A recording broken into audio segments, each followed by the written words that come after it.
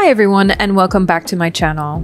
I had promised to make a longer video of the process of doing this acrylic pouring piece. I have this piece in a short and so here it is. That white bottle that you see me squirting is an iridescent medium, which gives the paints a little bit of a shimmer.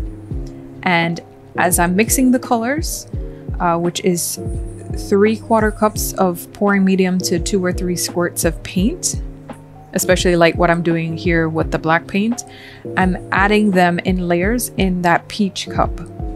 Now, if you don't mix the paints really well like this, then the paint is pretty much just going to sit on top of each other, which is really cool.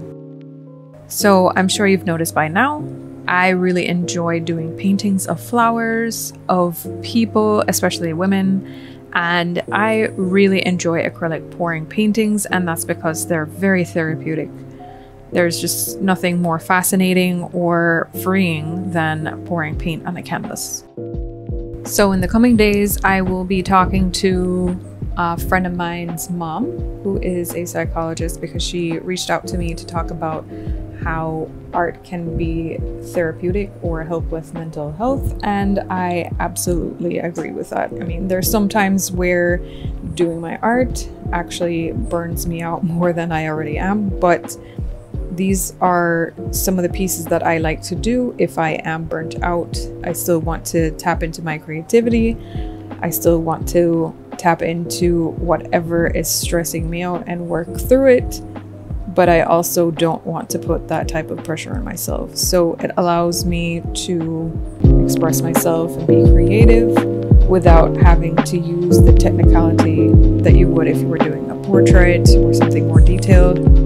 So I'm going to stick a pin in that conversation and get back to it. But the best way to do this cup method is to put a piece of cardboard or anything to block the top, and then set it down on the actual painting so that you have more control over what's happening. But I just didn't really feel like doing that, as is the case for a lot of things. So this is my lazy way of doing the same method.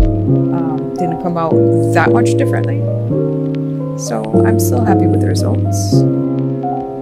I wanted to open up this discussion to my viewers just to see what you do when you're stressed, or when you're burnt out, or you're trying to prevent burnout. For me, it's these acrylic pouring paintings.